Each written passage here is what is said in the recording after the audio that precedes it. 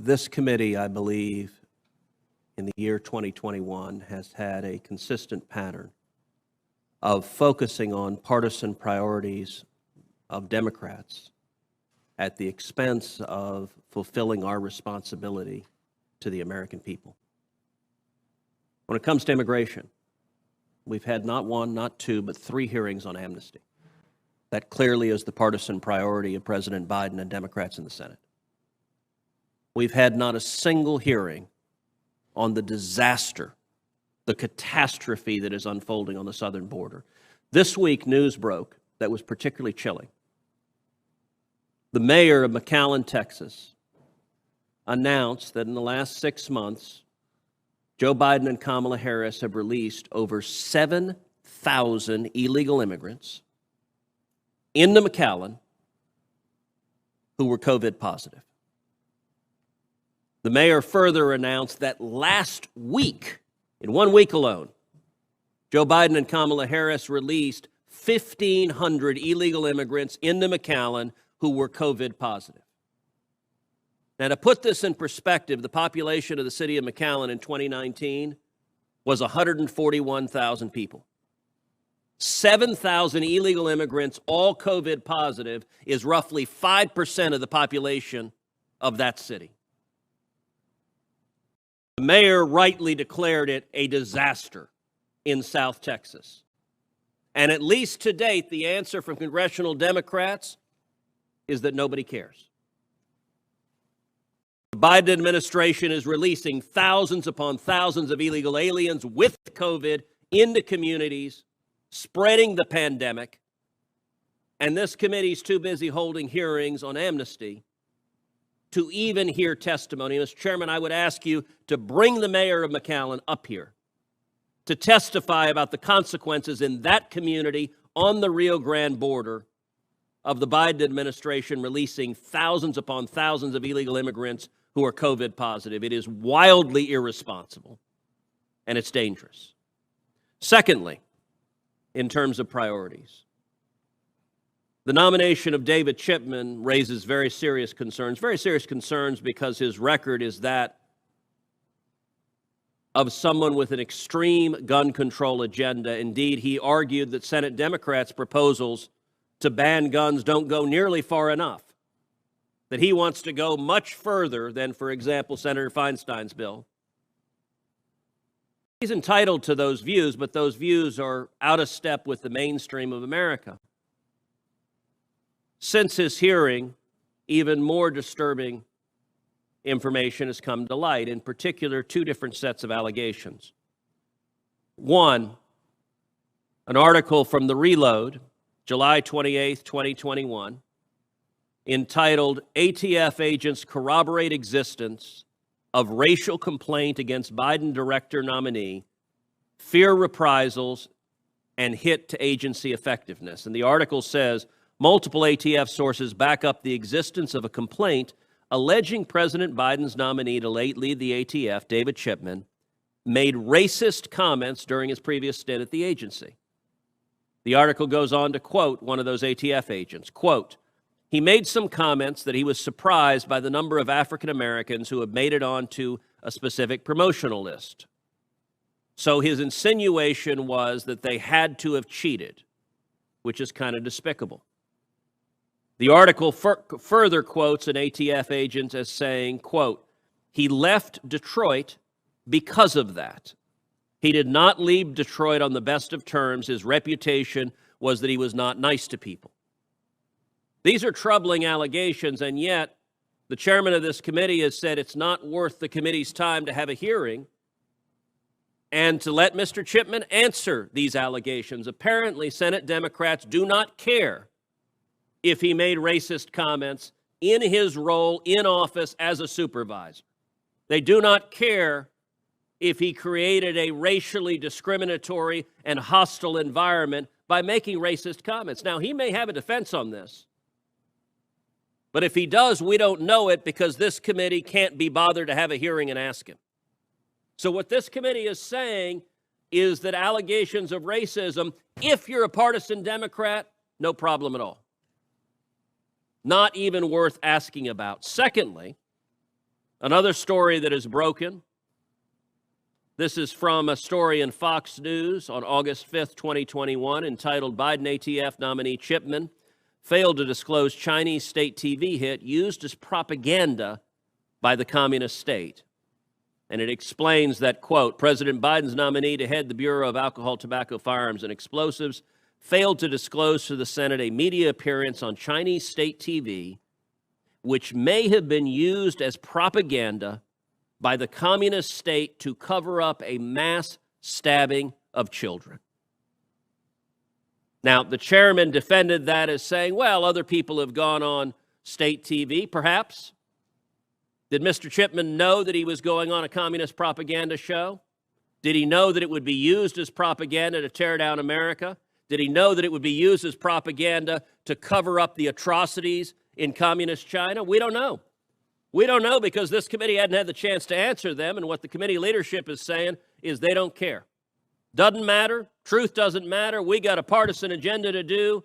Don't bother us with actually doing our jobs. And so I would ask unanimous consent that both of these articles be entered into the record.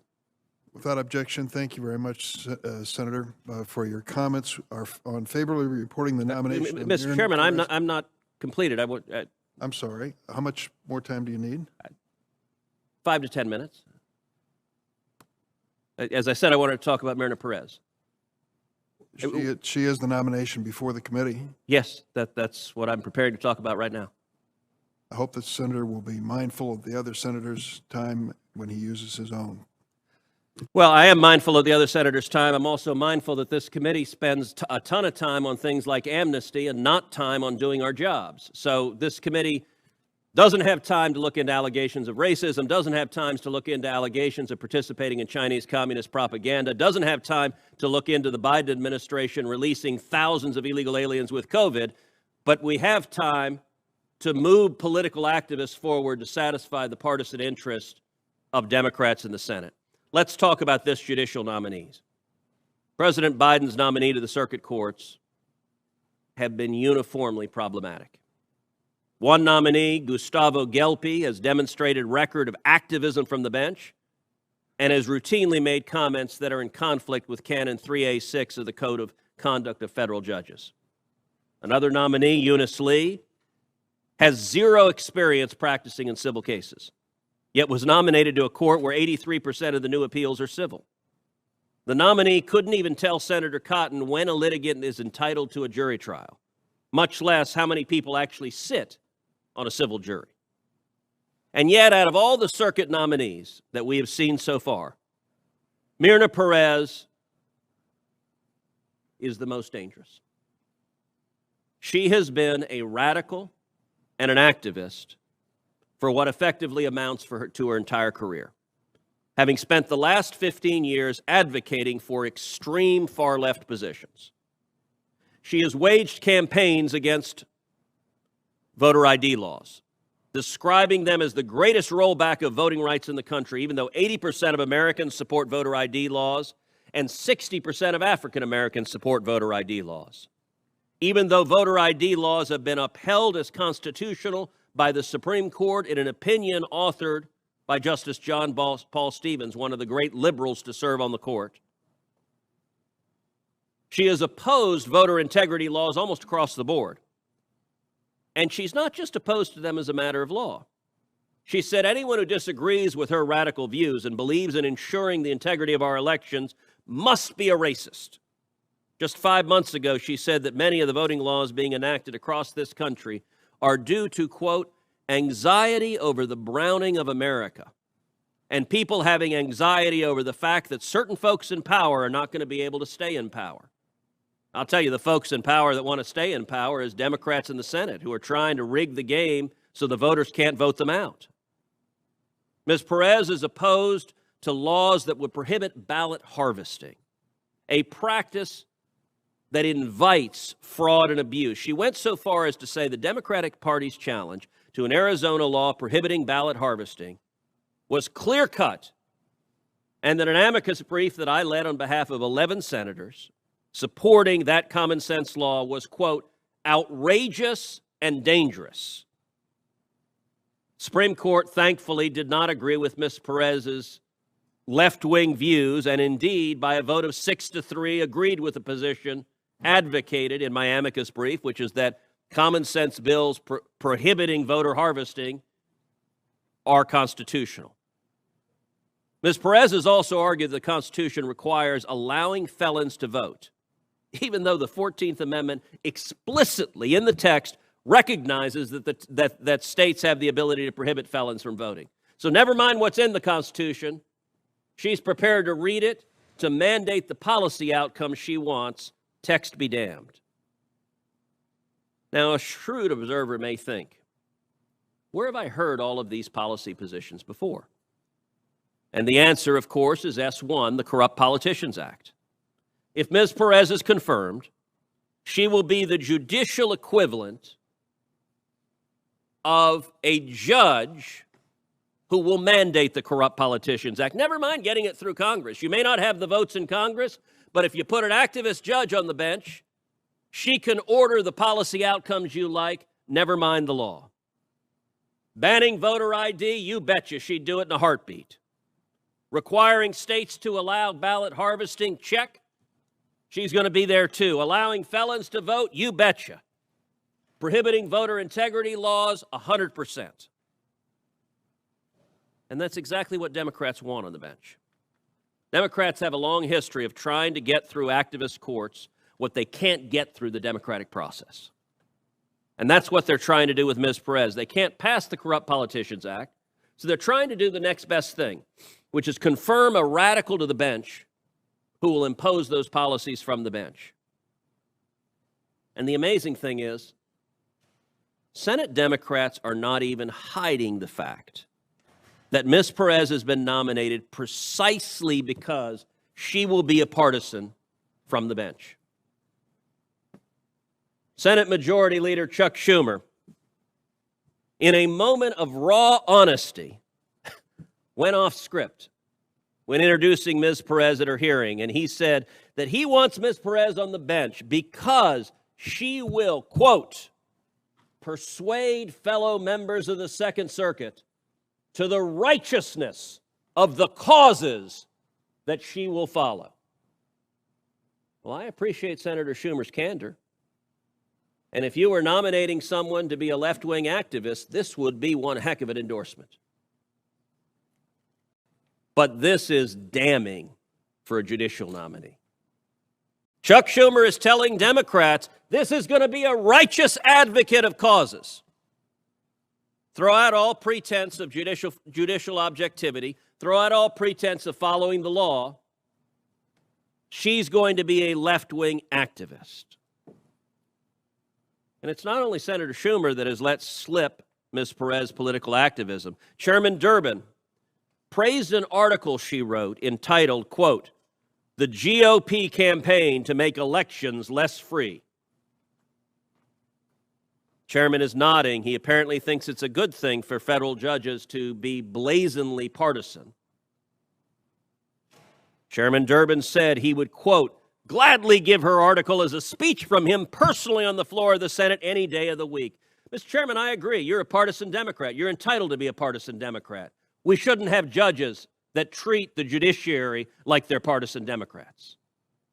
I will note Senator Leahy said a minute ago, the reason for Republicans' opposition is she's a woman.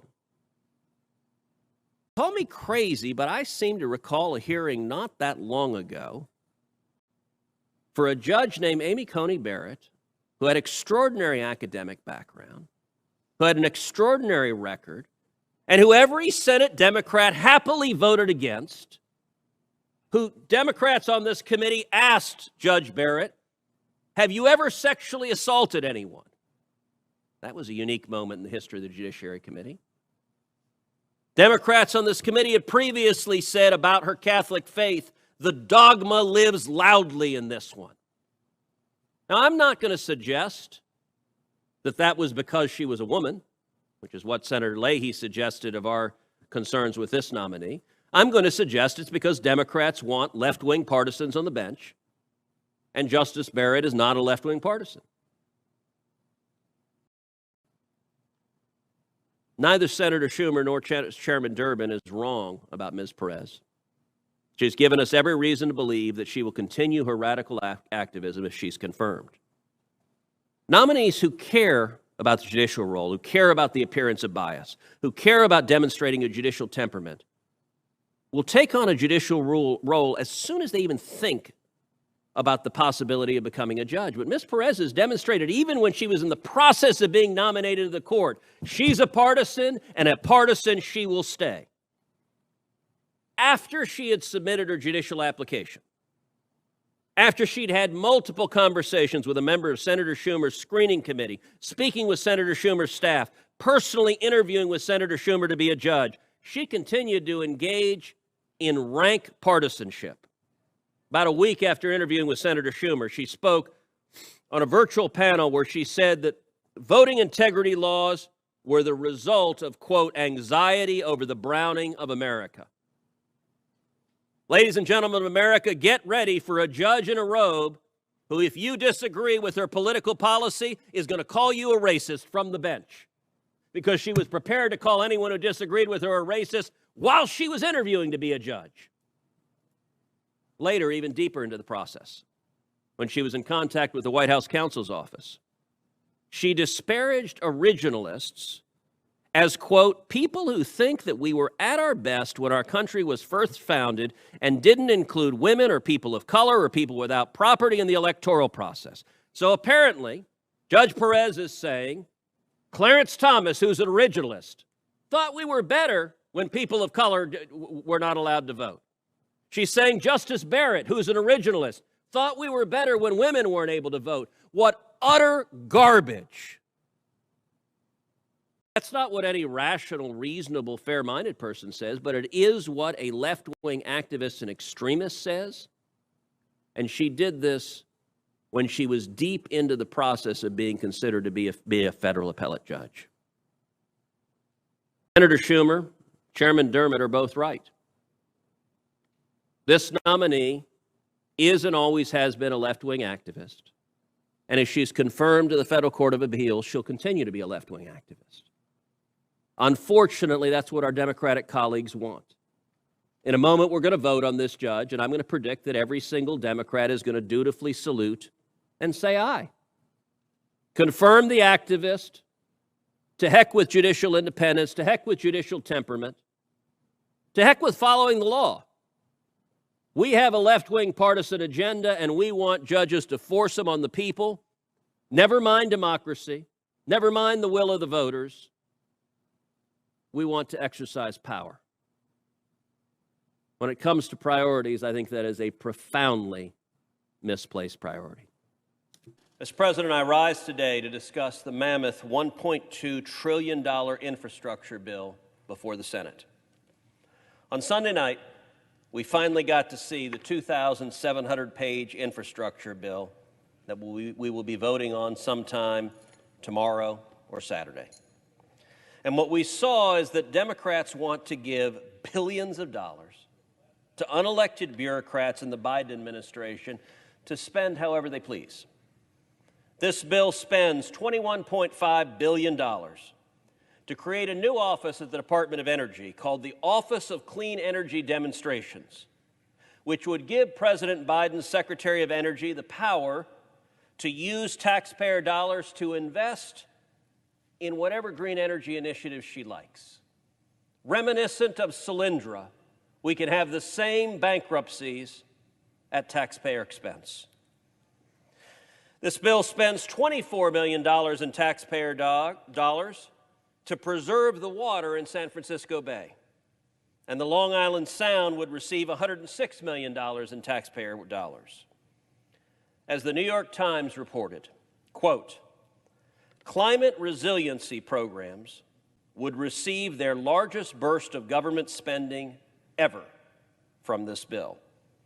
And the Wall Street Journal rightly called it, quote, a major down payment on President Biden's Green New Deal. That's exactly what this bill is. Furthermore, this bill institutes a new tax on 42 chemicals that will raise prices for everyday consumers. Texans will bear the brunt of these higher prices because 40% of the manufacturing plants that this new tax will hit are in Texas alone. But this tax will also hurt Louisiana and Michigan and Pennsylvania and Ohio and other manufacturing states. Indeed, this provision will also likely make many of the raw materials used in infrastructure projects more expensive. I filed an amendment that would strike this harmful provision. Not only will manufacturing plants in Texas be hurt by this new tax, but for some of these plants, the new taxes will exceed profit margins, leading to plant closings and more manufacturing moving to China. In effect, the loss of these plants would result in lower tax revenue to the federal government, not more.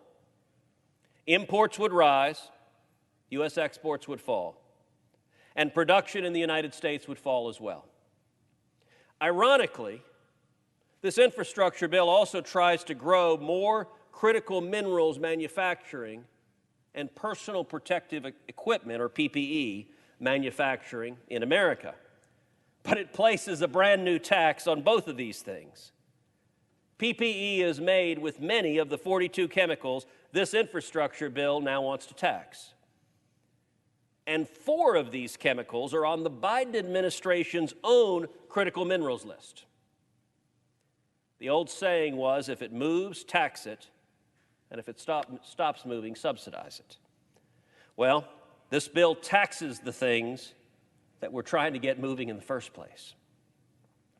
This bill is also a liberal spending wish list. The fact of the matter is, this bill spends too much money and it's not paid for.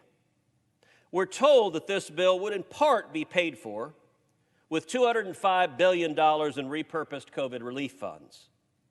But when the bill text was released, magically those funds weren't there. It became apparent instead only about $50 billion in COVID funds was being used to help pay for this bill. Some have claimed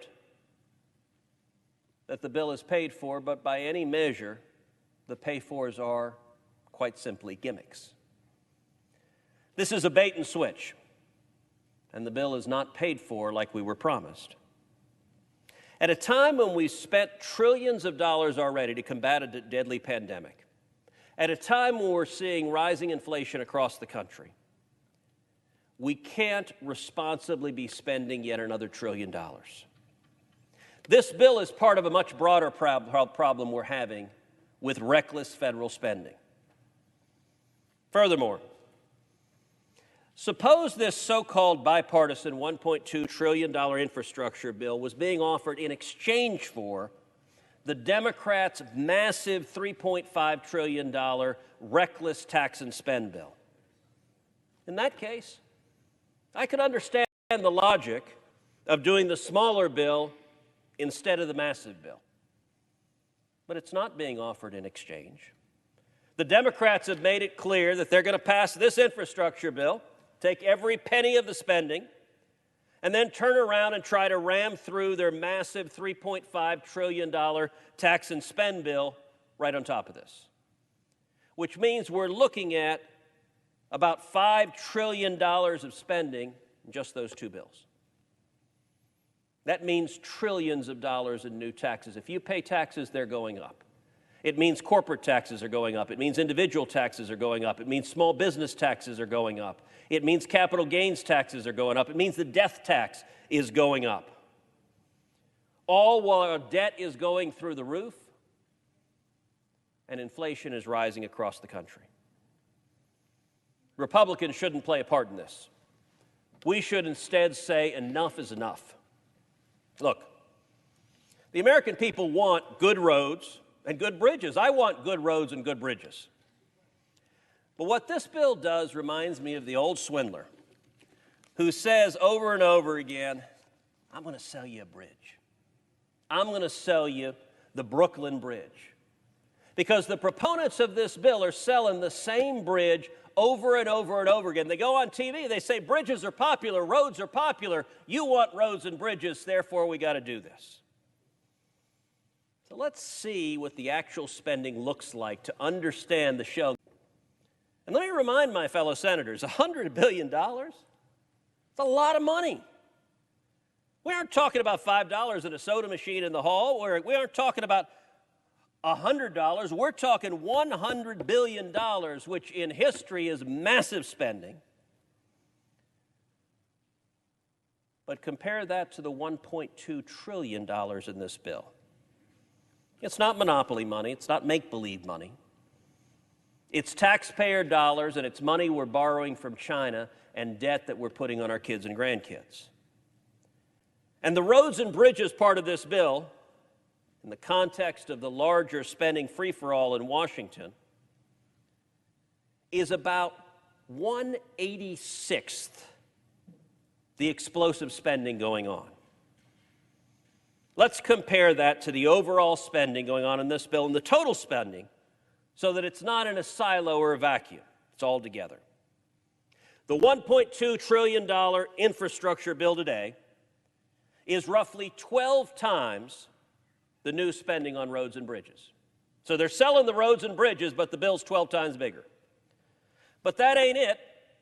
A few months ago, the Democrats ran through a massive so-called COVID relief bill. Only 9% of the bill actually went to health care spending for COVID. That was $1.9 trillion. So that was roughly 19 times larger than what's being spent on roads and bridges. Mind you, we keep being told roads and bridges are good. That bill was 19 times that. And then the massive $3.5 trillion tax and spend bill that is coming right after this, that the Democrats intend to ram through, that is 35 times the spending on roads and bridges. And when you add up the spending from December 2020 to now, with the Biden budget request, with the Democrats' tax and spend reconciliation proposal, with this infrastructure bill, with the so-called COVID relief bill, and with the emergency spending in December, you hit a whopping $9.5 trillion. That is 86 times the new spending on roads and bridges. You know, that's hard to wrap your mind around. These numbers all seem abstract, millions, billions, trillions. It's hard to know what you're talking about. So let's see if we can make it a little more real.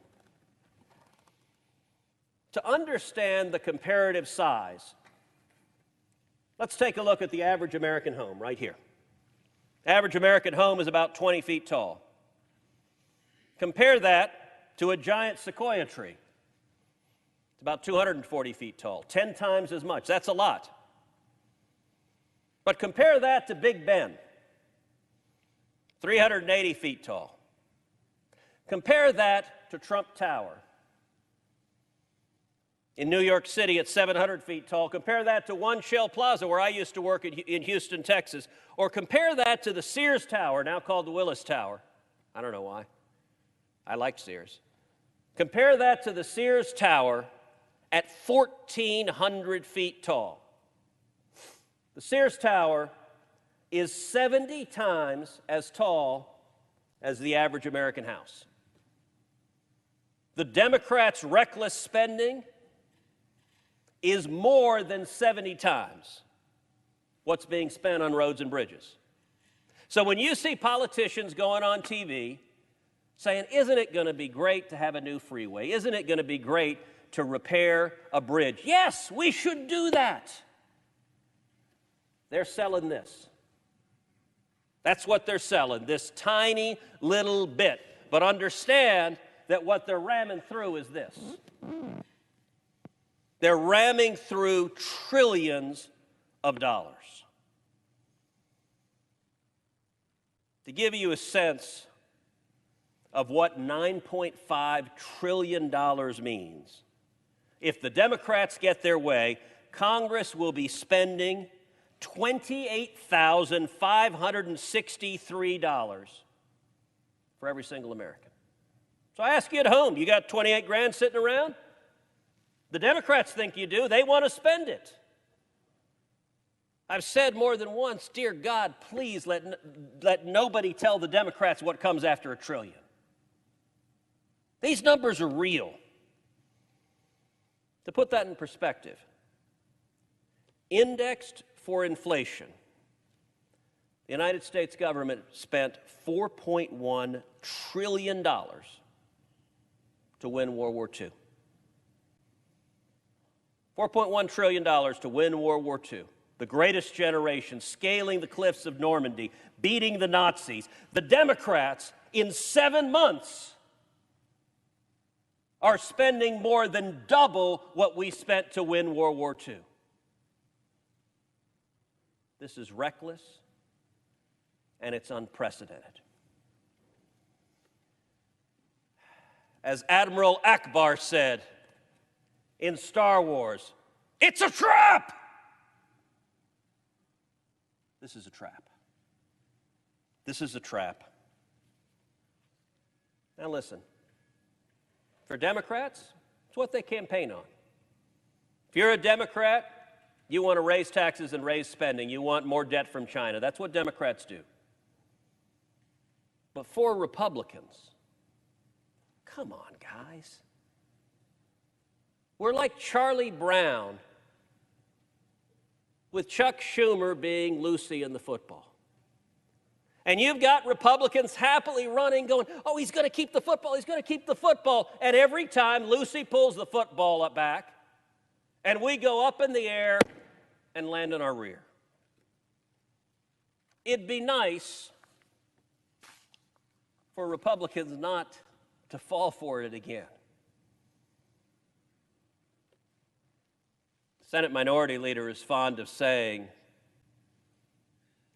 there's no learning in the second kick from a mule. Well, there are a whole lot of Republicans that seem eager to get kicked a second time from a mule. The spending that we're looking at, I want to repeat again, is more than double what the United States spent to win World War II.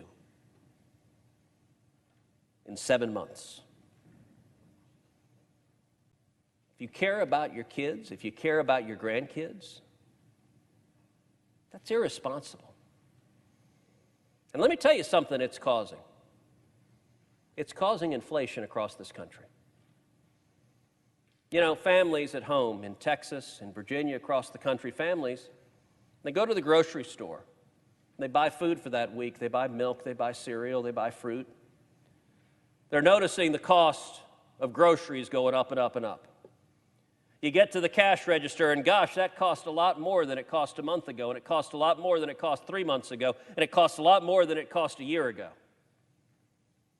Then when you go out and fill up your car with gas, you notice the cost has gone way, way up.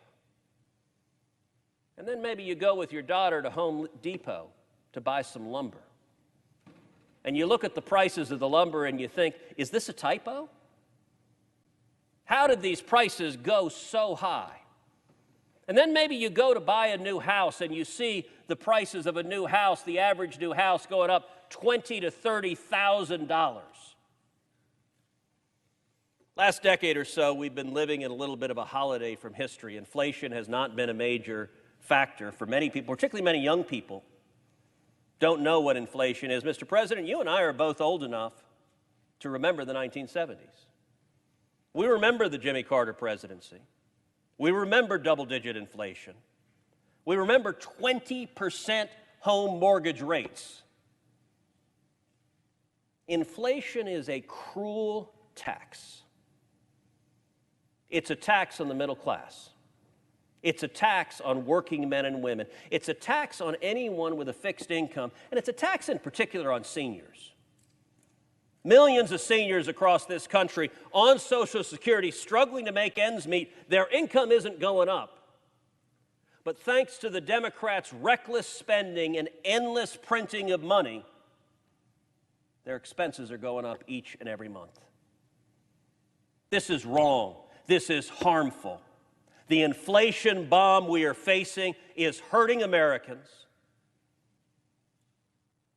In a perfect world, I would ask my Democratic colleagues to reconsider. How about we spend just what we spent on World War II, not twice as much? In a perfect world, that might seem like a reasonable proposition. Actually, in a perfect world, anyone would say, are you out of your mind to spend what you spent on World War II? But I'm not naive enough to think that Democrats are suddenly going to see the light.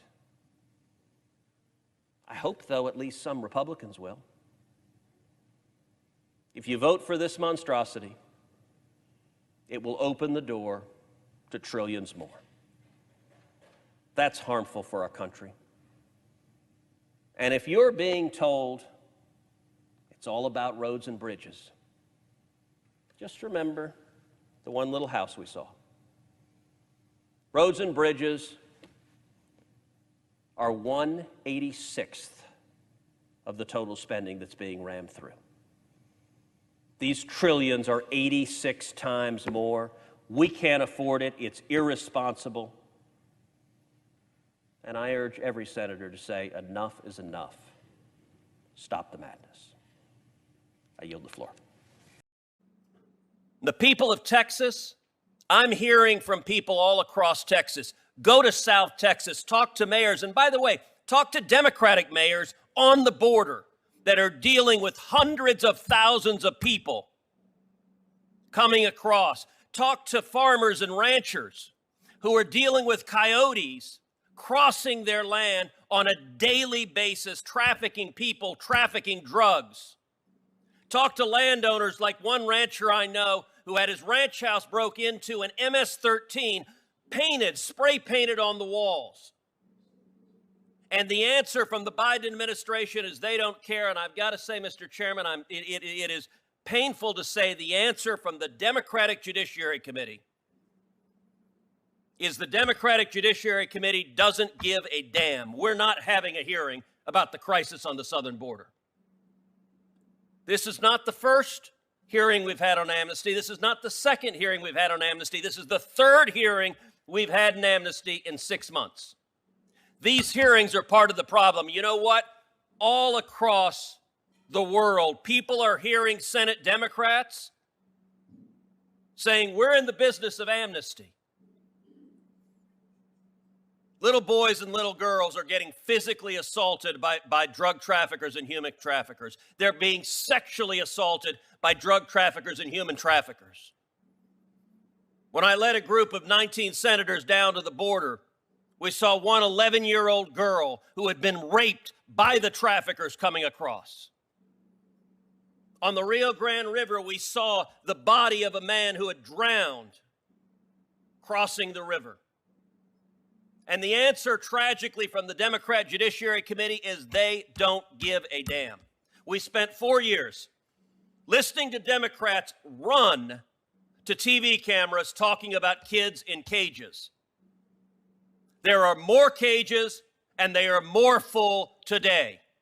Joe Biden is running the cages that are packed with kids at the Donna Tent Facility, built for 1,000 people with COVID restrictions. Its capacity is 250 people. Senator Kennedy, when we were down there, there were over 4,200 people in that facility. 1,700% its capacity. The Biden cages, child after child after child, packed in there, little boys, little girls, not 6 feet apart, as you would want in a pandemic, not 3 feet apart. They weren't even 3 inches apart. They're next to each other. They're sleeping on the floor, no beds, no mats, no cots, wrapped in reflective emergency blankets. The time we were there, the rate of COVID positivity was over 10%. And the Biden administration is releasing illegal aliens into our community who are COVID positive. It is irresponsible, it is wrong, and every Democrat who said to a TV camera, kids in cages, Mr. Chairman, why doesn't this committee have a hearing on the Biden cages? Instead, we have a hearing with the Secretary of Agriculture. Mr. Secretary, if we were having a hearing on the optimum fertilizer for growing corn, I think you might be a very good witness. Does the Department of Agriculture secure the border?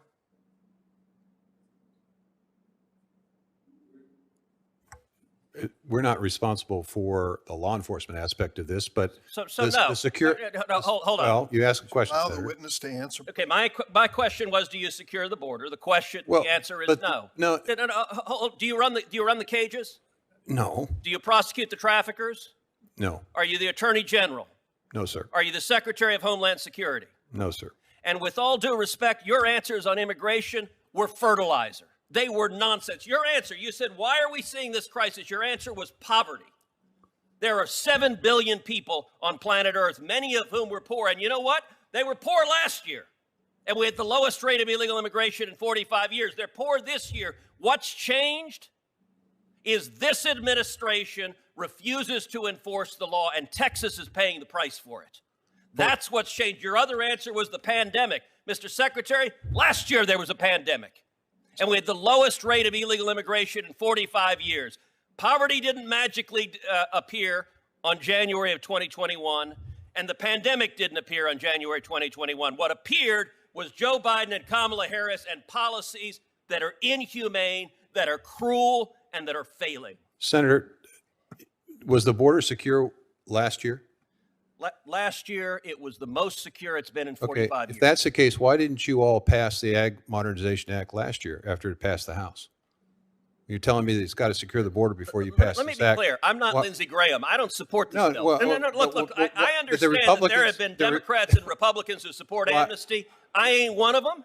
Why I was get that you want amnesty. I get that it's your not- invitation is come to America, forget the legal processes, and everyone. I want a workforce gets that's amnesty. going to continue to support the greatest agriculture and food industry in the world. That's what I'd like to have, Senator. Well, I'll tell you. I thought you wanted him to respond. Senator, you've taken more time than any other senator this morning. Will you please wrap up? This is a crisis. This administration caused it, and this committee doesn't even care to have a hearing on the suffering that is happening at the border that is drunk on power. The orders that Speaker Pelosi is issuing are abusive and unprecedented. Speaker Pelosi has decreed to members of the House of Representatives elected by the people that if you dare walk onto the floor of the House of Representatives without a mask, I, Speaker Pelosi, shall fine you. Who the hell is she to be fining members of the House? But you know what? She's not done with that. She's not done with disrespecting our Constitution, disrespecting our democratic system that elects leaders. She goes further. To the good men and women who work here in the United States Capitol, we are surrounded by men and women who have chosen to come and work for the public good. And here's what Speaker Pelosi has decreed. If you dare walk in the hallway without a mask, I, Speaker Pelosi, will arrest you. I will put you in jail. I will fine you.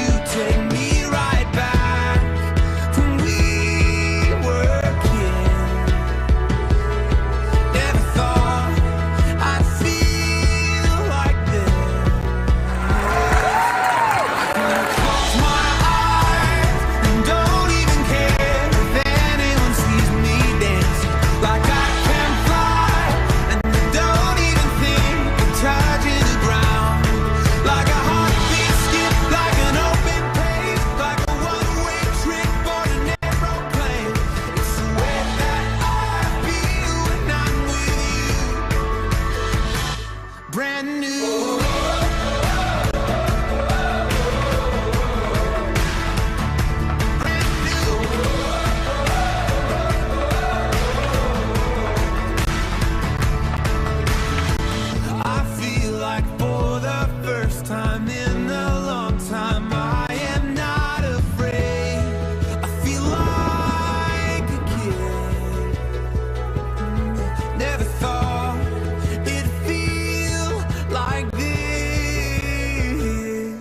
Like when I close my eyes and don't even care if anyone sees me dancing. Like I can fly and I don't even think of touching the ground. Like a heartbeat skip, like an open page, like a one-way trip on an aeroplane. It's the way that I feel when I'm with you. Brand new.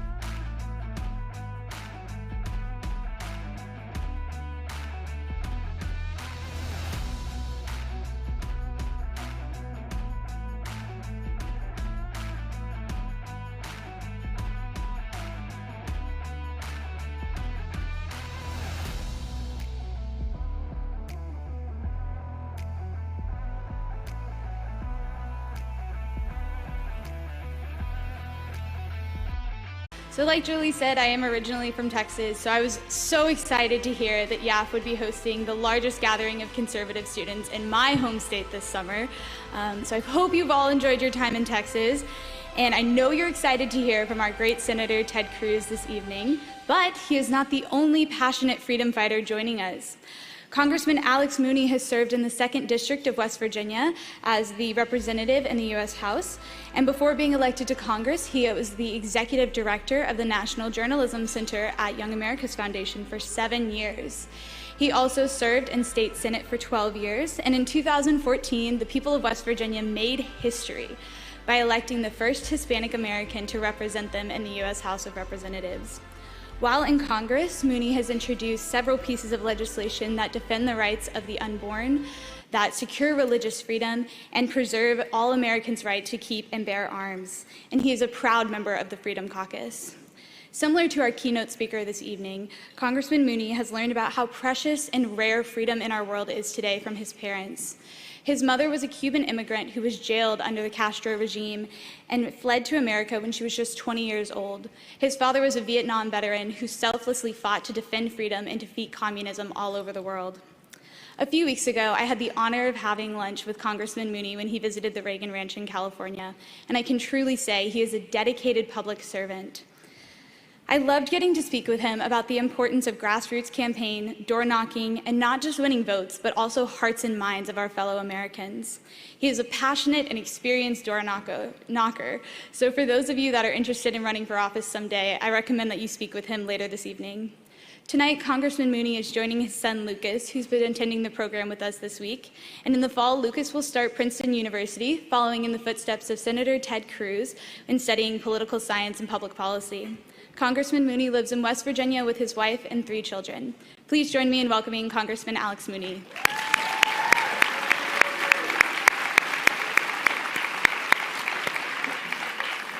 Thank you. Good job. Good job. Well, it's great to be with you. I never got to attend a conference like this when I was in college. I guess I never heard about it or just didn't have the opportunity to do so. So first of all, congratulations. I'm very happy that you were able to come this week. So whoever you owe a debt of gratitude to for that, a family member or a friend, whoever told you about it, whoever got you to attend, and Young America's Foundation, of course, for putting it on. I'm just happy to see it. I ran my pro-life group in college for 2 years. I was a member of it. I was active as a conservative on college campus, but I never had a chance to come to something like this and be inspired by seeing other people who are fighting the same battles, who are getting hit with the same leftist hypocrisy that you're getting hit with in college, most of you anyway, depending on where you go, every day. So it's just, I hope you go back and be the happy warrior that you've been, hearing the speakers talk about all this time. Frankly, I just turned 50 a couple months ago. When I was first elected, I was only 27 years old. I'm used to being, the youngest. Now I feel like I'm a middle-aged person. And I'm raising 3 young, I have a son and 2 daughters. I'm raising 3 young conservatives that hopefully will understand the value of freedom. But we need you. No matter what God calls you to do, it may not be to run for office. Not everybody runs for office, but it may be. Be open to it. But it's, in some way, we're all called to defend our country and our faith and our values. And frankly, if you don't, we're going to lose the country. I have never seen the left so agitated and aggressive and frankly nasty and hypocritical as I see it today. This is my 7th year in Congress, and they are worse than I've ever seen it in the last 6 years. It's the worst year in 7 years that we've had by far. Just as a couple of examples, when I have to go to vote now, they make me walk through a metal detector. All the congressmen who spoke here today, some of whom we have 2 Republicans who have been sheriffs of their counties for 20 years, they make us walk through metal detectors.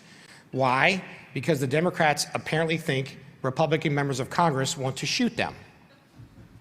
And it's kind of hard, when Joe Biden gave his inaugural address, and if you listen to the Democrats, or the left, I should say, talk, what they say isn't matching what they're doing. They talk about unity, working together, trying to compromise and get along.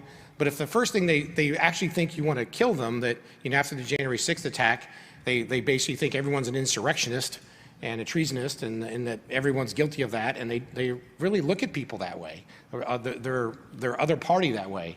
It's not a way to look at somebody. We should look at everyone like we're equals, like we're all God's children, and not be judgmental on some differences.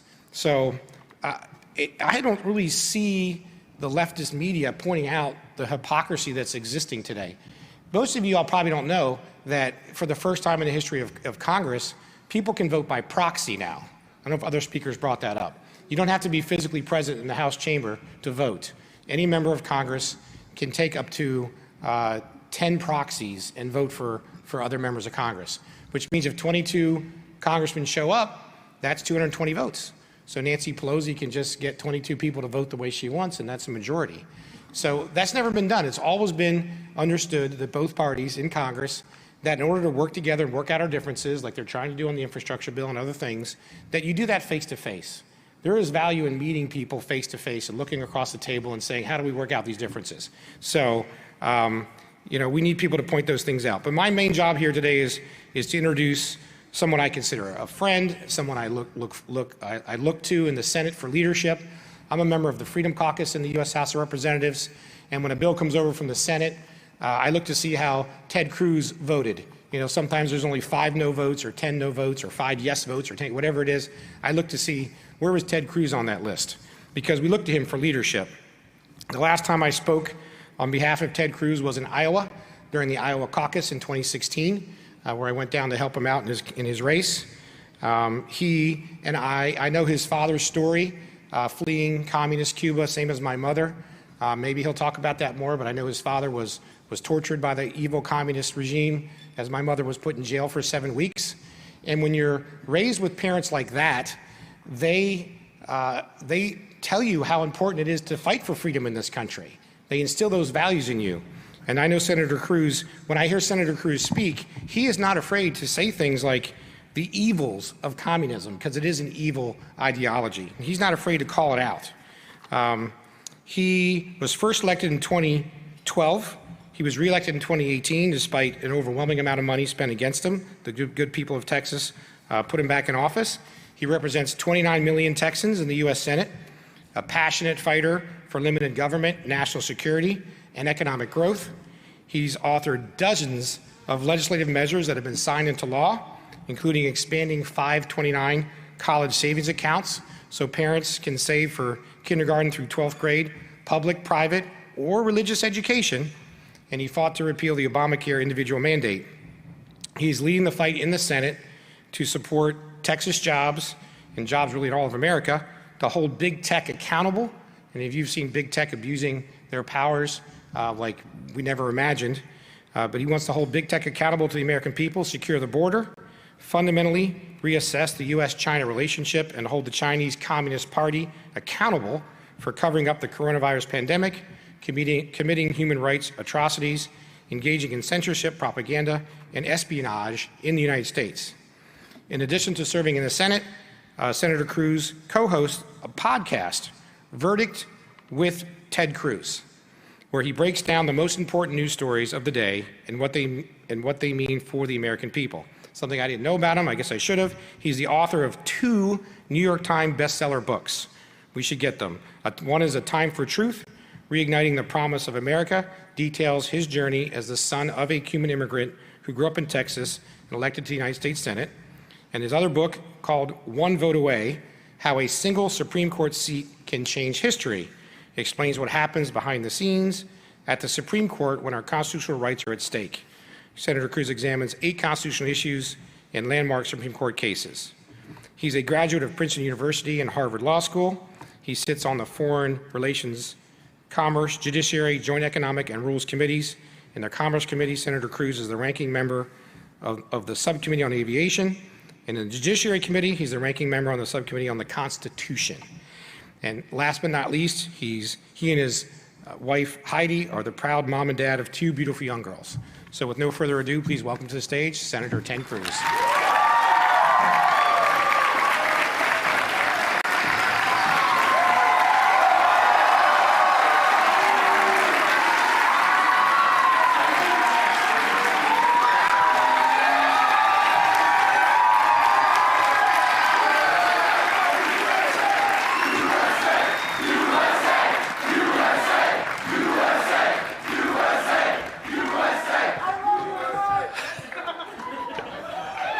love you, man. God bless Texas.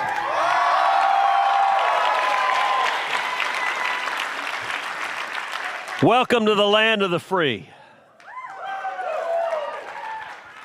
And God bless YAF. It is awesome to have the chance to be with you guys tonight. It is awesome to welcome you to my hometown, Houston. It is awesome to celebrate liberty. I want to commit a radical act.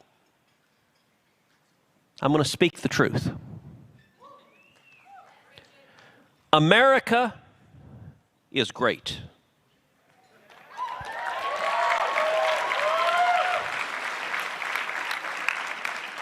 Our founding fathers were extraordinary patriots.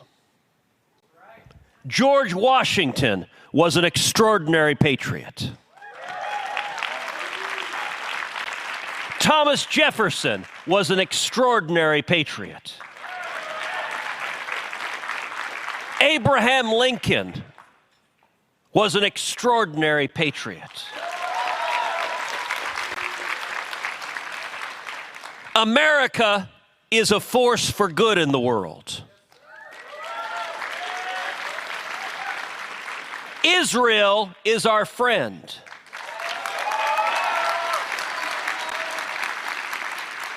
Police officers keep us safe. The Wuhan virus came from Wuhan.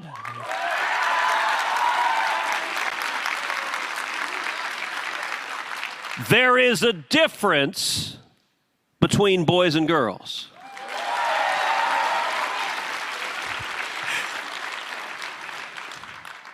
Five years ago, anyone standing here saying those things, well, other than the Wuhan virus thing where you'd be like, what are you talking about? But all the rest of them, you'd be like, well, duh. Today, saying what I just said there, that 5 years ago everyone on earth viewed as incontrovertibly true, saying those things can get you fired from your job.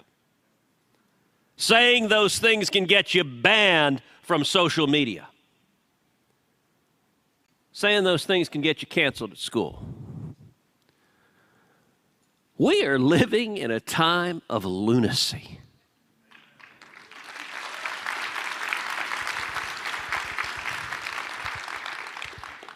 You know, Alex talked about how bad it is in Washington. He understated it. Nancy Pelosi is bat crap crazy.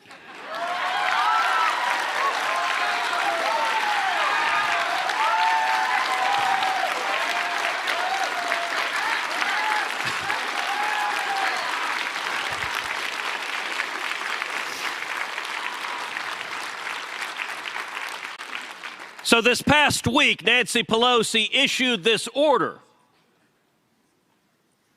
that members of Congress in the House of Representatives must wear a mask, even if you're vaccinated. It's kind of like, wait, Nancy, explain to me, how does this vaccine thing work? Like this science thing of which you speak. The purpose of a vaccine is what again? And so Nancy has said she's going to fine any member of Congress that dares take their masks off. The Senate, they haven't had the guts to try to do that yet.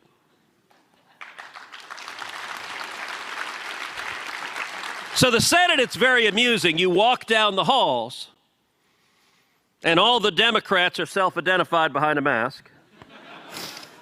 And all the Republicans who've been vaccinated are like, I don't know what your problem is, dude. I actually think it's actually kind of nice that they're self-identifying like that. My complaint, at least with the Democrats, is their mask isn't tight enough. Because we're still able to hear what they're saying.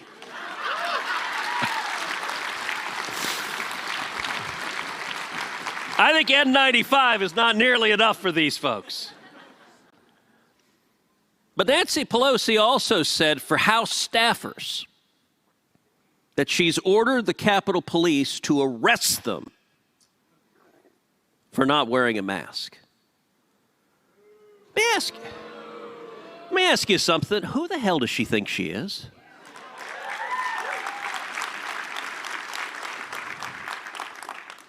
We are seeing the rise of the crazy, angry, intolerant left.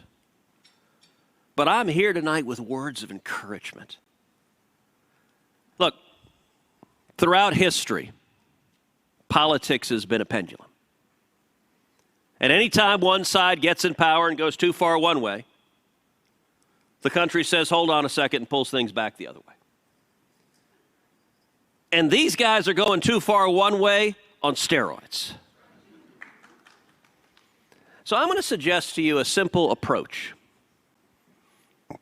When you're facing the lunacy of your campuses, when you're facing the lunacy of today's intolerant left, the approach is twofold. Number one, speak the truth.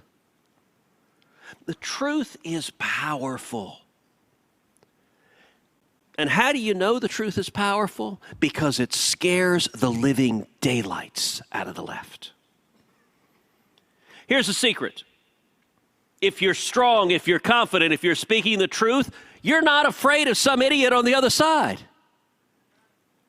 Nobody strong tries to silence their opposition.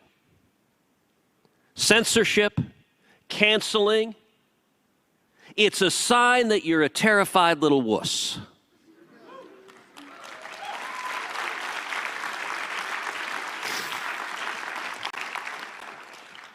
Look, when I went to school, most of my professors were liberals.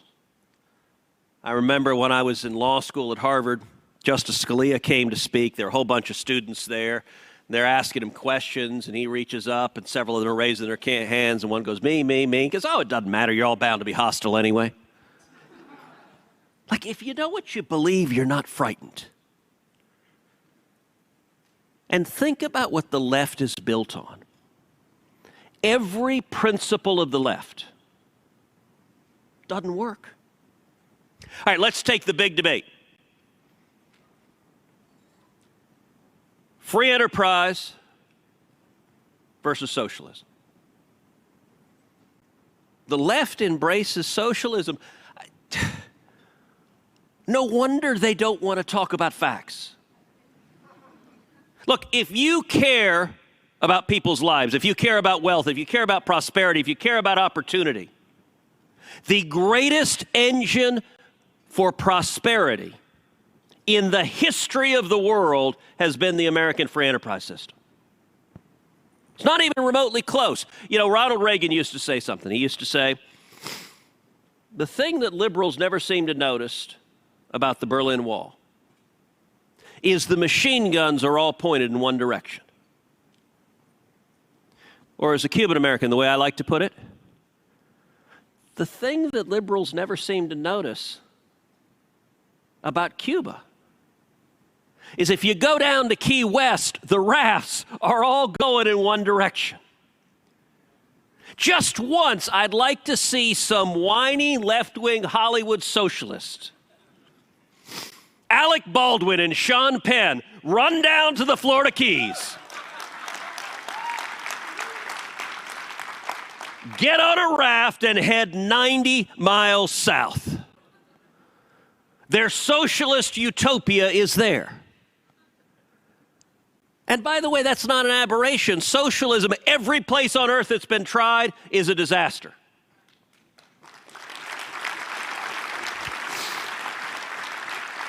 Look at the reaction of leftists as you see Cubans right now standing up and protesting in the streets of Havana and the streets of Matanzas and risking their lives, while the thugs are showing up with clubs and beating them and torturing them and shooting them and dragging them away to prison cells. Now, I want you to imagine for a moment that you're a modern-day college socialist. this is kind of an awkward time for you. Like, I hate to blow it for you, but you know that place called Cuba? That is a socialist economy. It is a socialist dictatorship, and you're arguing we should be like them. But look, I mean, the Biden White House, they really jumped on this issue. They just owned it. You know, you had Jen Psaki, the White House liar. No, I'll circle back to that. I'll circle back. You had her saying that they were protesting mismanagement. Really? You know, last I checked, they were chanting libertad. They weren't chanting manage better. Like, the left is based on a pile of lies. Take Venezuela, please, take Venezuela. Venezuela in 1950. It's the fourth wealthiest country on the face of the earth. GDP per capita. United States first, Switzerland 2, New Zealand 3, Venezuela number 4. Then you have socialist dictators come in power. Hugo Chavez and Nicolas Maduro destroy that mighty nation. You now have people literally eating out of trash cans in the alleyways, fleeing the country by the millions. North Korea. Who hasn't envied the prosperity and freedom of North Korea? The left is based on a pile of lies. And what is America based on? America is based on principles that work. The left is based on freedom. And freedom is inherently attractive. Free speech. Free speech means you can say whatever the heck you want.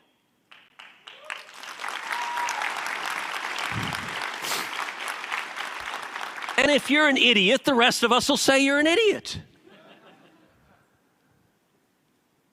Religious liberty. It is up to you, in your heart, in your soul, to seek out and worship the Lord God Almighty with all your heart, mind, and soul, and government has no damn business saying anything about it.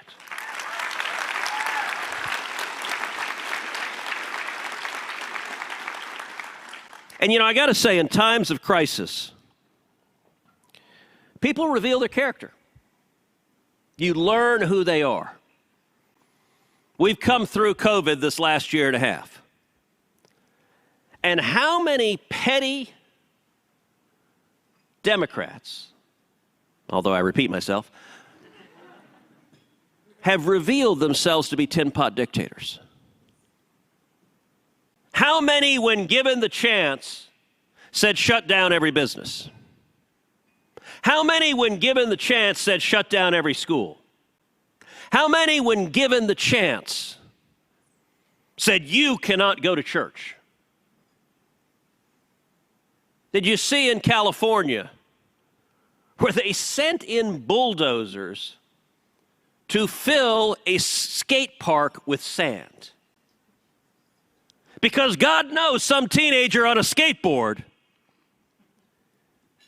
is a clear super spreader. And by the way, the arbitrariness of it is the entire point. So Gavin Newsom, while declaring, you cannot celebrate Thanksgiving, sit alone in your closet and stare at the sky.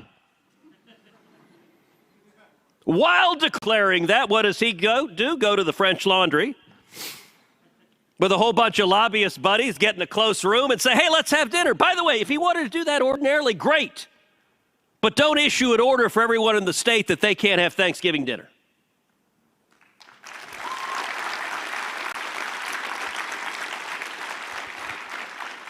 Just this week, Cori Bush, one of the many nuts. Look, When you guys are making Chuck Schumer seem normal, Cori Bush went out and said, she said, I spend $100,000, $200,000 on my private security because my life is precious. And I'm like, hey, I'm entirely with you. Your life is precious. You ought to do whatever it takes to keep yourself safe, okay? That's why we need to abolish the police. Wait, hold, but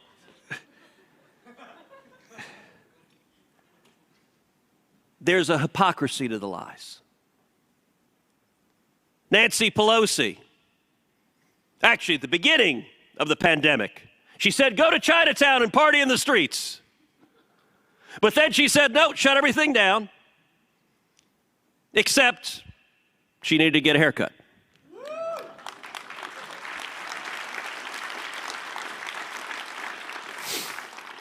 Bill de Blasio said, let's shut every small business down in New York. Let's put them all out of business.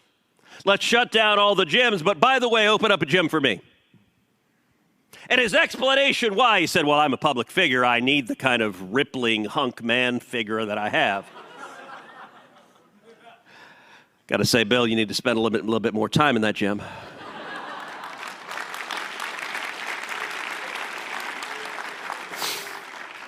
Not that I'm anyone to throw rocks, glass houses and all.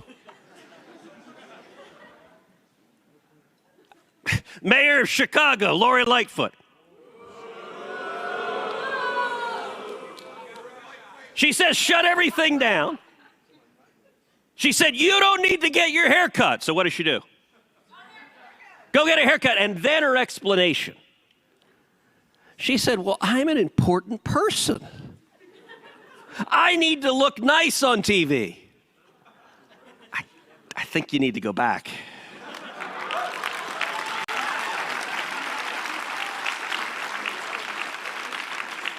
You have to understand, they don't believe this nonsense. So in the Senate, pretty much everyone's vaccinated. All the Democratic senators realize it's crap, so they have their masks, which they take around. But when they're sitting there talking, they don't wear them. And then when there's a camera, they go. It's like, dude, did the camera make things more dangerous? Like, it's performance theater. That's why the truth scares them. We're having this debate right now about transgender athletes because we're seeing women's sports and girls' sports, guys that are biologically male who identify as women now saying, hey, I want to compete against women. And I have to say to all the leftists who talk about what they believe, I like to say, okay, you talk about science. Explain to me, what is a Y chromosome? I'm just curious, is there such a thing?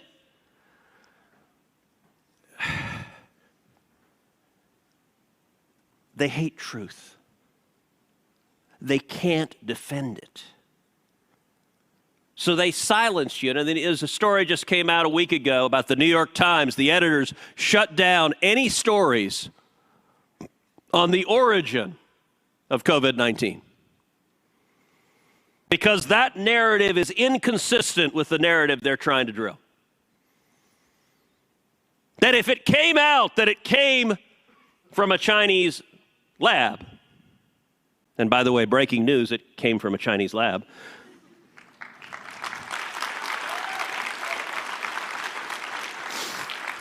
And I want you to pause and think for a second about just speaking the truth. Let's take a digression on this. The media shows just what ridiculous liars they are. Because for a year, saying COVID came from a Chinese lab would get you banned on social media, would get you shunned and silenced. It was derided as a crazy whack job fringe theory. And then suddenly, like 2 months ago, people are like, well, all the evidence suggests it came from a Chinese lab. And the news media said, never mind, now you can say it.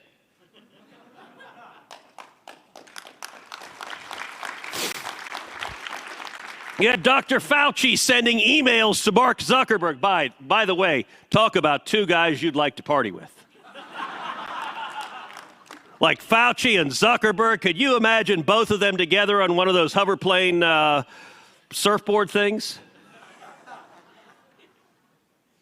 Fauci telling Zuckerberg, won't you please stop anyone from saying where the virus came from? And Zuckerberg, sure, no, is happy to do so. I can tell you over a year ago, March and April of last year, I did two different podcasts at length going through the evidence that this came from a Chinese lab, including the fact that if you go to Wuhan, not that I advise that anytime soon, but if you go to Wuhan, there not one, there are two Chinese labs studying coronaviruses. Now, isn't that interesting? Not just any coronaviruses, coronaviruses from bats. From bats, really? Not just any bats, bats that are not found within 900 miles of Wuhan.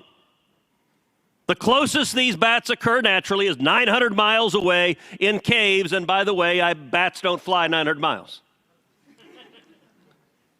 So two different labs that were studying coronaviruses from bats, and 3 years ago, the State Department sent two different wires saying these labs had very, very shoddy security. And the U.S. State Department were concerned that they would have a security breach that would cause a global pandemic of a coronavirus. This was written by the U.S. State Department 3 years ago. One of those two labs, you remember the wet market? Wet market at the very beginning, they said it was bat soup. It was someone bit a bat. It was someone had a conjugal visit with like a cervix or something. It was weird. The theories made no sense. The wet market is quite literally 400 yards away from one of the two Chinese labs. And yet for a year, the media said, talk about no facts, talk about no substance, do not admit this. So my advice to you is speak the truth, number one, and number two, have fun. Be joyful. Look, the left, they are so angry, they're so shrill, that they have sticks inserted where they do not belong.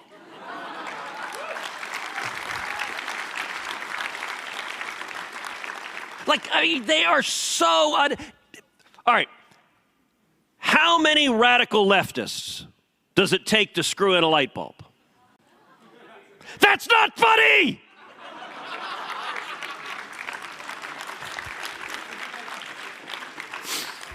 By the way, I said that once at a gathering, and someone called out, said, well, how many does it take? And I said, nobody knows, because that would require work.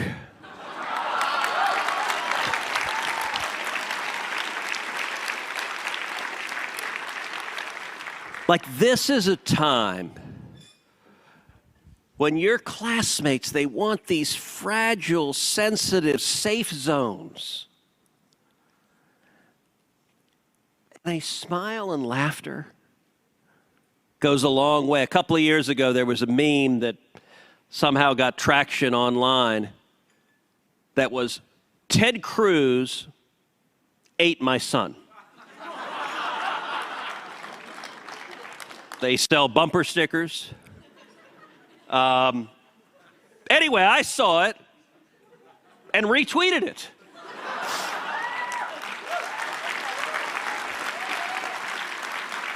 And simply said he was delicious.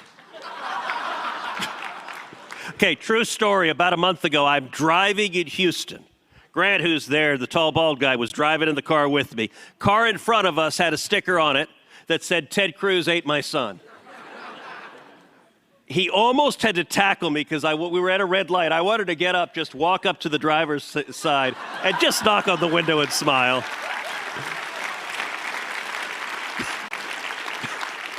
even say anything. Just walk up and wave. God bless you.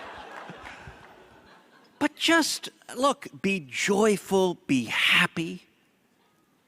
And the contrast is striking. Look, what the left counts on is apathy. The left counts on ignorance, and the left counts on fear. They want your classmates to be afraid. Look, everyone who's young, and even people who aren't young, want to be liked, want to be accepted, don't want to be ostracized, don't want to be criticized. But I got to tell you, your classmates aren't stupid.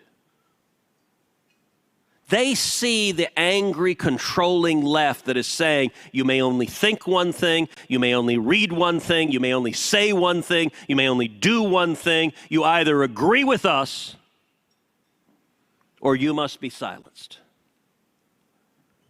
That is a powerful, powerful moment for revolution. What I am asking the men and women here to do is go light fires. Okay, the Biden Department of Homeland Security is coming to arrest me right now. For the journalists who are here who have no sense of humor, I'm not talking literally. Don't in fact commit the crime of arson. But light the fire. And by the way, if you do it in the name of a left-wing protest, then it's fine.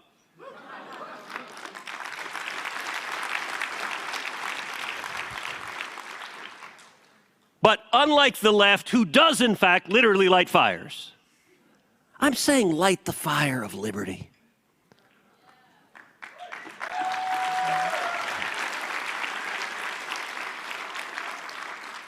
Use your voice in your campus. Every one of you has a platform. Every one of you has the chance to come up with content. Why does freedom matter to you? Why does it matter to speak, to believe, to be free? Why does free enterprise matter to you? To go and start a business to achieve your dreams. And use your talents. Every one of you can communicate with your classmates and your peers and your friends a heck of a lot better than I can.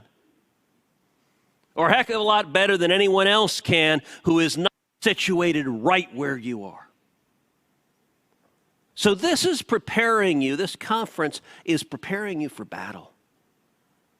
It's preparing you to fight for this country. And I got to tell you, something amazing is happening. I think people are waking up. We're seeing it across the country as the left is revealing itself. We are seeing revival breaking out in this country. But it's going to take each and every one of you being evangelists for liberty. Waking up your classmates, your neighbors, your friends, your family. This matters. My freedom matters. America matters. America's great.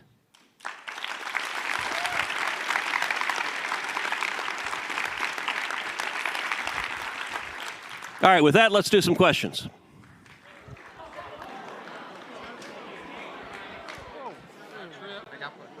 Huh?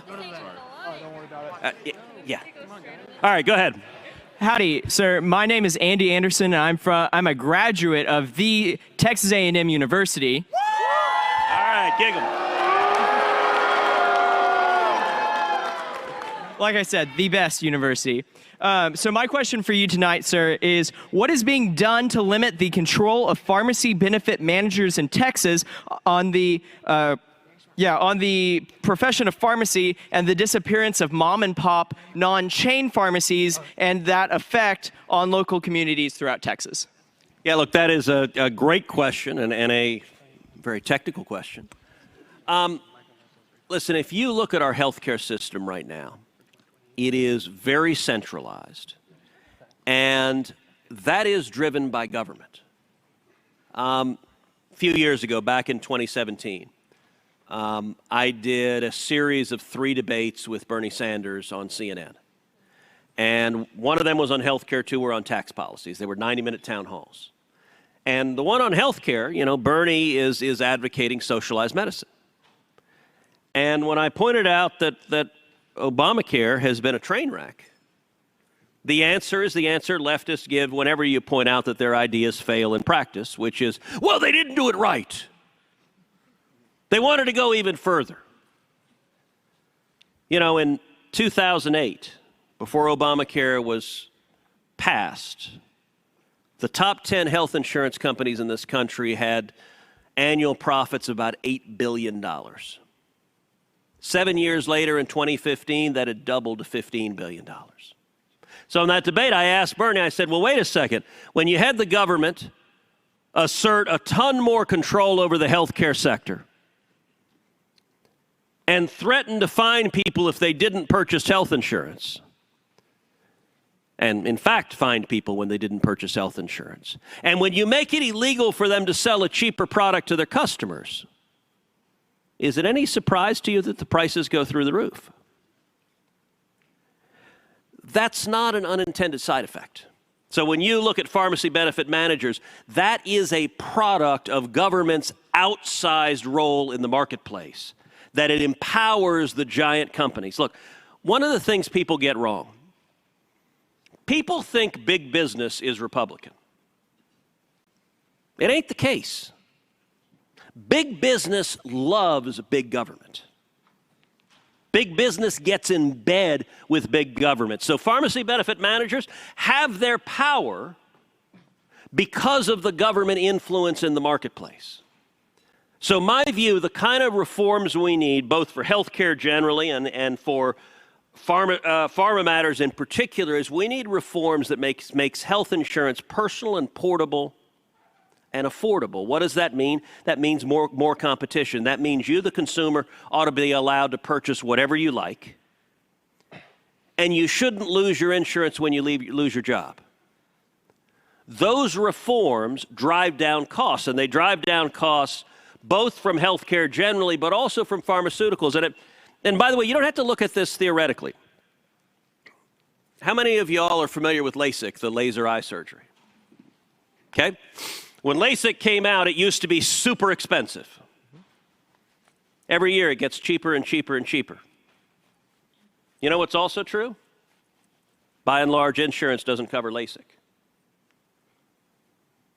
If you actually are competing in a marketplace, it drives prices down.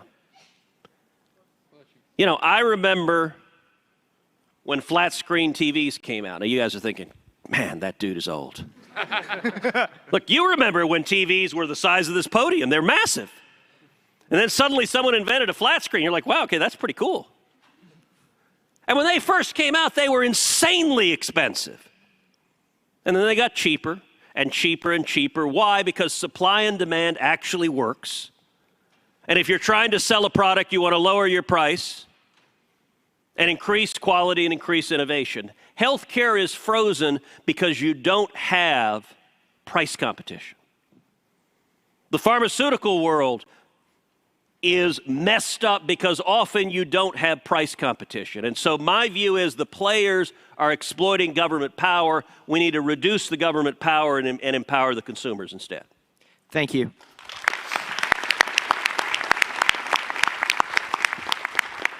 Thank you for being here tonight with us, Senator Cruz. My name is Brandon Malley.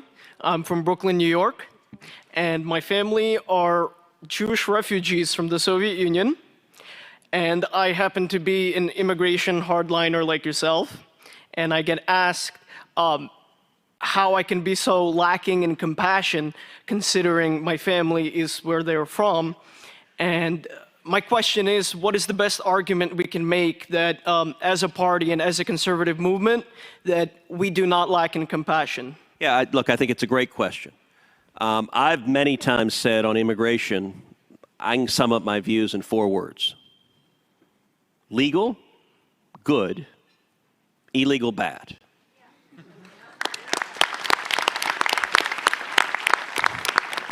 Which for most people who don't work in politics, that's blazingly obvious. Listen, any sovereign nation secures its borders. We have right now on our southern border an absolute catastrophe playing out. It's a humanitarian catastrophe. Unlike reporters at the corrupt corporate media, I actually have been down to the border and seen the Biden cages, which the media desperately doesn't want anyone to know about. Just a week ago, we crossed the threshold of over 1 million people who crossed this border illegally this year under Joe Biden. Over 1 million, the highest rate in 21 years. And I'll tell you what we're seeing when that happens. The people bringing them in, they're not kind-hearted, bearded, Birkenstock-wearing, tree-hugging social workers. They are vicious transnational criminals. The human traffickers, they're physically assaulting and sexually assaulting these kids. Many of the young girls who are handed over to the human traffickers are put on birth control before they leave because the odds are so significant that they're going to be raped in the journey. They're going to be physically assaulted. They're going to be beaten. Go down to Brooks County. It's a county in South Texas, just a little bit north of the border. Brooks County, I've been to the farms and ranches there, the ranches really, where they periodically, regularly find dead bodies on their ranches. You know, in August, it's hot here. And when people try to cross, the human traffickers don't care. So if you're sick, if you're pregnant, they find pregnant women dead on their property because the traffickers have abandoned them. Let me tell you right now, the left doesn't believe in compassion because no one who was compassionate, no one who was humane would want to see a single little girl or single little boy in the hands of a human trafficker.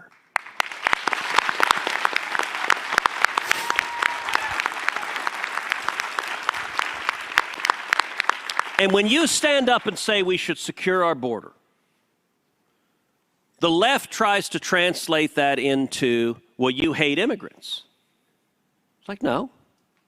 Look, my father came as an immigrant from Cuba in 1957. He came here with nothing. He came here seeking the American dream, but there's a right way to do it. There's a right way to do it, which is you follow the rules, you stand in line. Do you know every year America allows over 1 million people a year to come in legally? Do you know there is no country on planet Earth that allows even close to as many people to come into their country? None. We are the most generous, compassionate, welcoming country on planet Earth, and we are the most welcoming, generous, compassionate country in the history of humanity.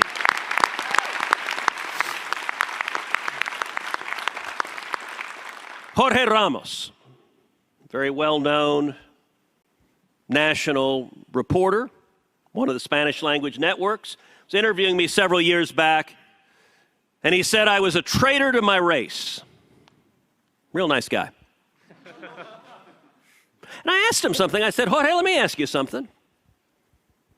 If I crossed over illegally into Mexico, would they let me stay? And he laughed and said, no, not, of course not. I said, what would they do? He said, they'd deport you. I said, why is it okay for them to do it, not for us? Look, on immigration, I think our message should very much be that we welcome and celebrate legal immigrants. Those, as Ronald Reagan referred to legal immigrants, as Americans by choice, those who have made the decision out of everything on planet Earth, I want to be an American. That is a beautiful decision, but the right way to do it is following the law and not making cartels into billionaires that are abusing children, and that's what the Democrats are producing.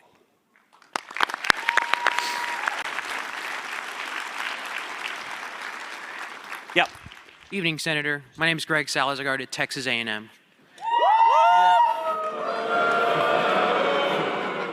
There have been many questions regarding to the 2020 election that have left many Republican voters uncertain. What are you and other elected officials doing to make sure that we can have fair and free elections going into the future? Look, it is a great question. Election integrity is very important. You know, I got to say, if you look at the context of how this political debate occurs right now, the Democrats and the media have this weird fiction that they insist upon, which is they insist there is no voter fraud. Doesn't exist, has never happened. And it's just bizarre. Look, voter fraud is a real problem. It's been a problem in every election, down to the first couple of cavemen that were deciding who could be the chief. People cheat. When it comes to, you asked, what am I doing to fight voter fraud? For 25 years, I've been fighting against voter fraud, including as Solicitor General of Texas, I led a coalition of states in front of the U.S. Supreme Court defending photo ID for voter ID from the state of Indiana. We went to the U.S. Supreme Court and won a 6-3 victory upholding photo ID for voting.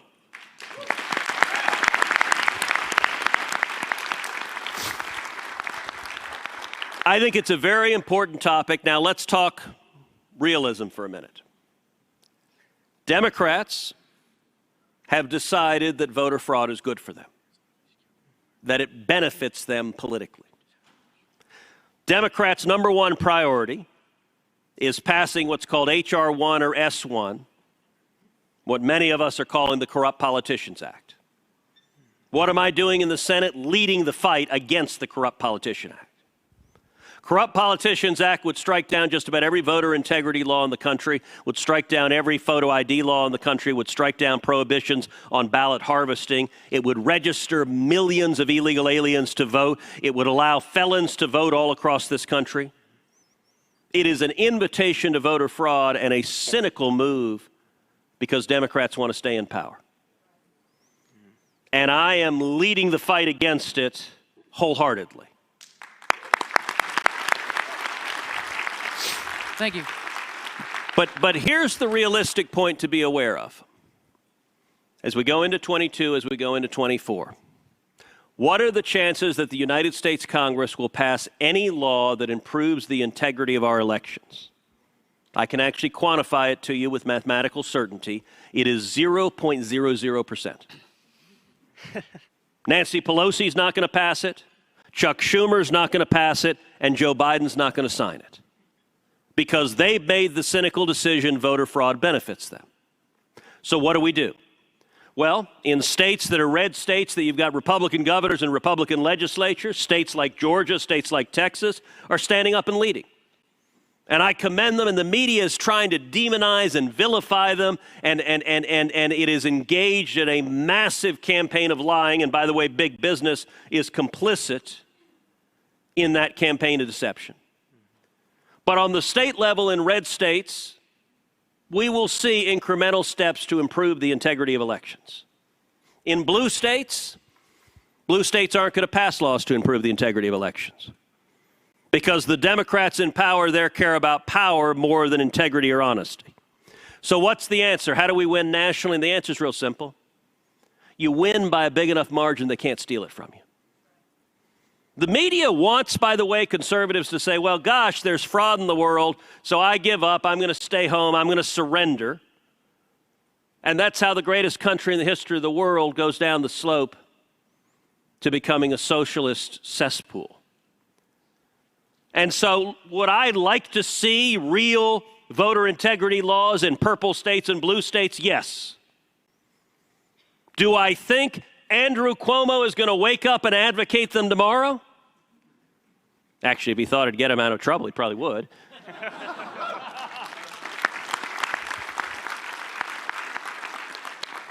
But our answer is real simple. Voter fraud becomes an issue when the election is close. When it's at the margin, fraud can tip it one way or the other. The real answer, particularly in states where we can't improve the laws, is win by turning people out and saying, this stuff is nuts, and if you win by a big enough margin, they can't steal the race from you. Thank you.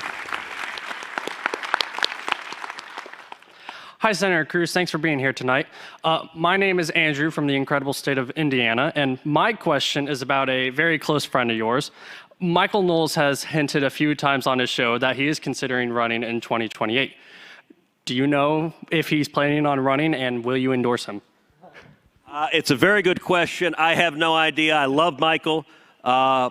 I don't know what the hell he'd run for. And I would enjoy seeing him try to get Ben Shapiro's endorsement.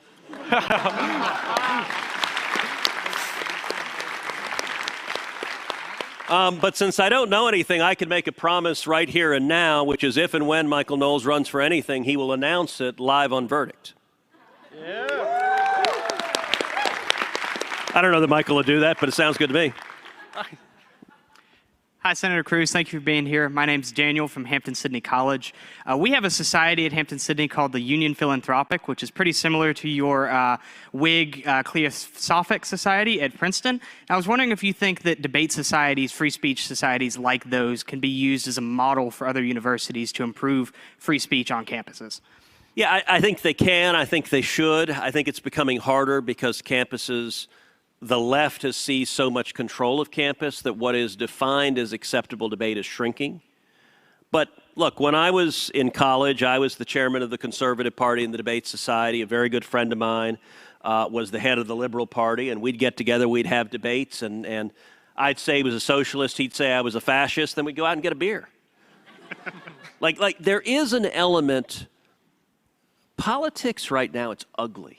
And part of it is people take themselves too seriously.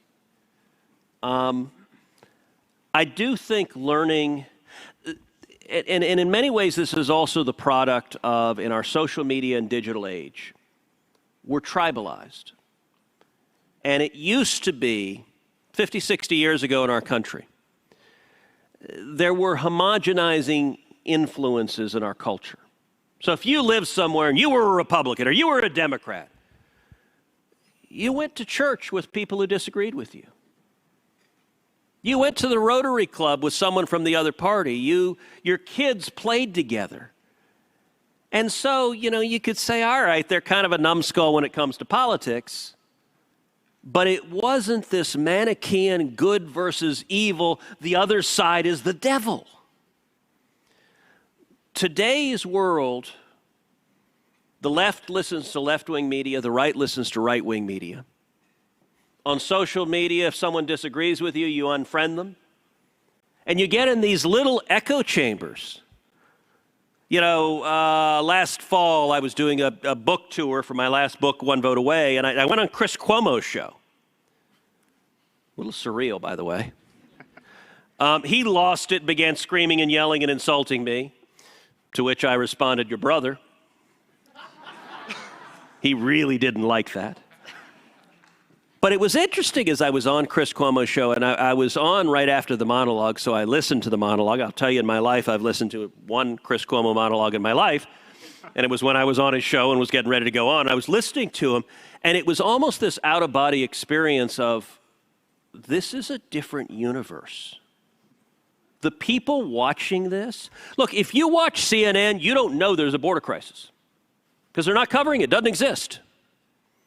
So yes, I think debating societies would help. I think talking to each other would help. So everything we can do to try to understand, conservatives find it easier because so many of your professors are liberal, so many of your classmates are liberal, that you're hearing the other side.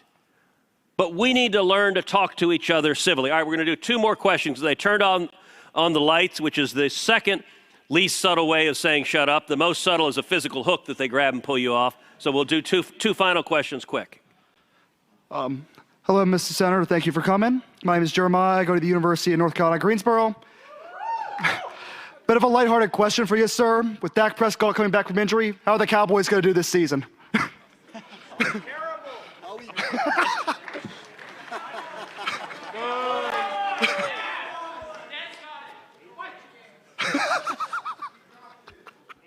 Cowboys are going to win. Eventually. And I'm a Houstonian, so I'm going to go even further out on a limb and just going to say the Texans are going to win. Eventually.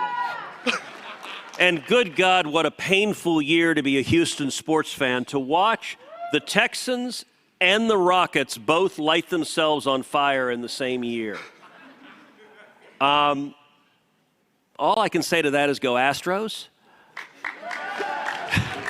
And that's all right. That's all right.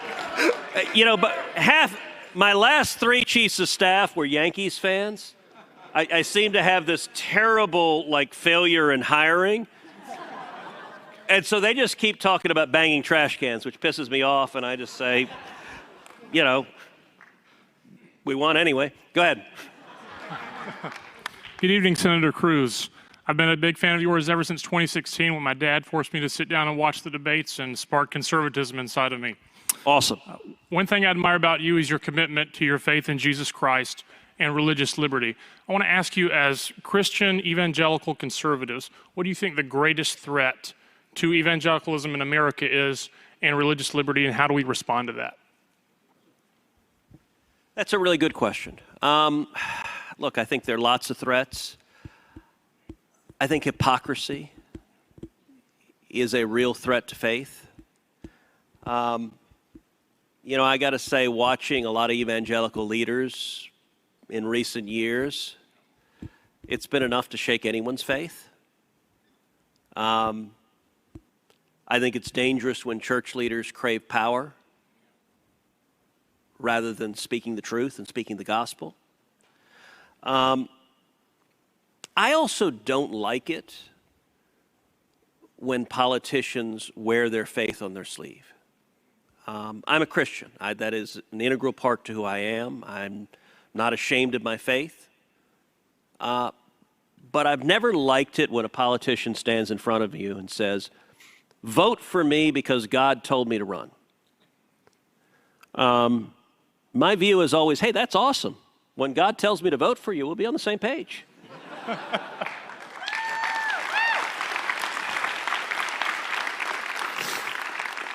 So I do think you see people cynically using faith to cover up when they're not telling the truth. And I think the best answer is to live a life. One of my first jobs in Washington, I worked for John Ashcroft at the Justice Department. And Ashcroft used to say, if I'm ever accused of being a Christian, I'd like for there to be enough evidence to convict me.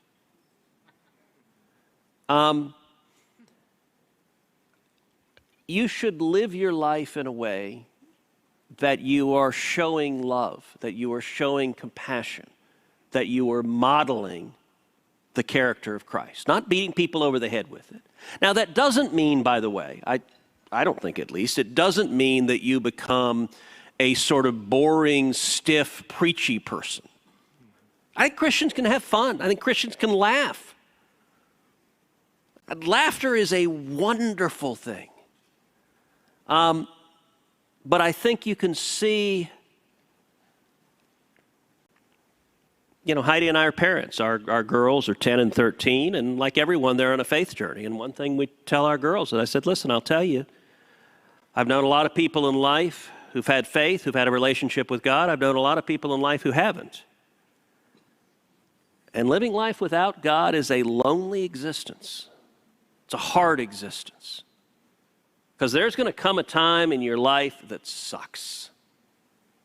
There's just going to come a time that's hard, that challenges you, that you feel alone, that you feel scared. And not having anyone to lean on, that's a really hard way to go through this journey. But when it comes to evangelical leaders, I'd really say I think there's an enormous amount of hope in the next generation. I think a lot of the folks that have been around a long time, it's easy to be corrupted. And so what I'd say is all right, I'll close with a story, actually. And it's a story and answer your question, but it's also a story kind of summing up everything we've said. My dad is a pastor, and so this is a story that he tells from the pulpit, and he tells it about salvation, but it's true with regard to whatever convictions you have in life. And it's a story of a tightrope walker. Tightrope walker who extends a tightrope across a gigantic waterfall. And a crowd gathers around to see him. And he asks the crowd, he says, how many of you believe I can walk across this tightrope and back? The crowd all cheers, and he does it. He then says, how many of you believe I can walk across this tightrope and back pushing a wheelbarrow? Crowd all cheers, and he does it. He says, how many of you believe I can walk across this tightrope and back pushing a wheelbarrow with 2 100-pound bags of sand in the wheelbarrow? Crowd all cheers, and he does it. He says, how many of y'all believe I can walk across this tightrope with a man in the wheelbarrow? Crowd all cheers. And he looks at a man in the front row and says, get in the wheelbarrow. And the point about that is real simple, which is belief isn't sitting there with a nice little golf clap saying, oh yeah, I believe, I believe. Believe is getting in the wheelbarrow. Believe is with everything you have, putting it all on the line to say, I believe this is who I am. I believe in my faith. I believe in my nation. I believe in freedom. And I will get in the wheelbarrow. That's why y'all are here, because you want to live a life that is not timid and cold, but is a life of getting in the wheelbarrow, is a life of victory, is a life of principle, is a life of standing for something that matters. That's why y'all are here. And I'm proud just to say, I salute you, I encourage you, and I'm proud to stand with you. God bless you. Thank you, sir.